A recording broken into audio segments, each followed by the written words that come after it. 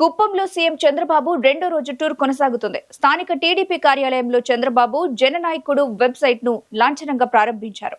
అనంతరం ప్రజల నుండి అర్జీలను స్వీకరించి వాటి పరిష్కారానికి చర్యలు చేపట్టాలని జిల్లా కలెక్టర్ సుమిత్ కుమార్ ను ఆదేశించారు. ఈ కార్యక్రమంలో ముఖ్యమంత్రి వెంట చిత్తూరు ఎంపీ దగ్గుమళ్ల ప్రసాదరావు, ముఖ్యమంత్రి కార్యదర్శి ప్రద్యుమ్న, ప్రభుత్వ whip MLC Kancharla Srikanth, Anantapuram range DIG హిమోషి, collector Sumit Kumar, SP Manikanta, JC Vidyadhari ఉన్నారు. ఆధార్ కార్డు డూప్లికేషన్ తీసుకుంటున్నారా? జిరాక్స్ తీసుకుంటున్నారు. ఓటర్ కార్డు కూడా జిరాక్స్ తీసుకుంటున్నారు. అర్జీదారుని విన్నపం మీరు రాస్తున్నారా? వాళ్ళు చెప్పింది తెలిసిన వాళ్ళైతే వాళ్ళు రాయగలరు సార్. తెలియని వాళ్ళైతే మేమే ఫిల్ చేసి వాళ్ళ సమస్య అడిగి ఏం సమస్య నేను అది రాసి మేము ఇస్తాం. ఇది తీసుకున్న ఇది వచ్చినాక ఇది ఫిలప్ చేస్తారు. ఇది ఫిలప్ చేసిన తర్వాత ఇక్కడ కాంటాక్ట్ బుక్ ఉంటుంది సార్. మన సైట్లో జననాయకుడు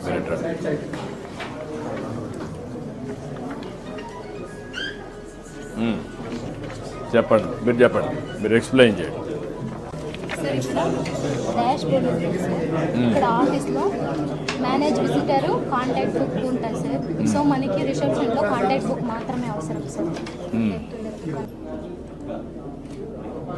dashboard sir, Jananayakudu dashboard. అందులో WhatsApp, party code data, TDP మనం ఏదైనా కాపీ చేయాలంటే వాట్సాప్లో తీసుకొని కాపీ చేసుకుంటాం సార్.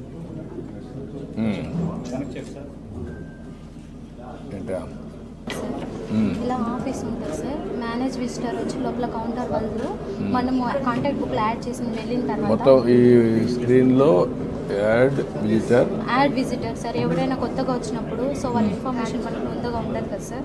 సో వాళ్ళ డీటెయిల్స్ మనం అప్లికేషన్లో రాసుకొని సో మనం యాడ్ విజిటర్లో మనం యాడ్ చేసుకోవాలి. ఇక్కడ నుంచి మేనేజ్ విజిటర్ అంటే లోపల కౌంటర్ వాళ్ళు చూసుకుంటారు సార్, ఎంగేజ్మెంట్ ఆఫీసర్స్. సో రిసెప్షన్లో ఫస్ట్ ఒకటి ఇది కాంటాక్ట్ బుక్ అనేది ఓపెన్ చేసుకుంటాం sir. So contact book open చేసుకుని కాంటాక్ట్ బుక్ ఓపెన్ చేసిన తర్వాత సో ఇన్షియల్ సార్.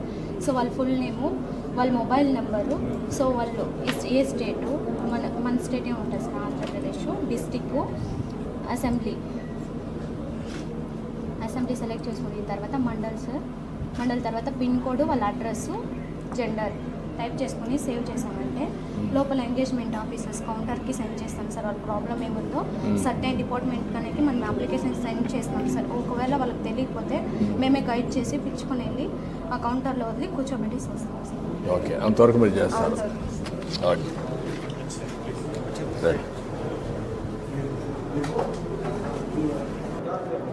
ఇప్పుడు నా ఇక్కడ నుంచి ఈ ప్రాసెస్లో ఇక్కడ హౌ మెనీ కౌంటర్స్? 5 కౌంటర్స్ ఉన్నాయి సార్.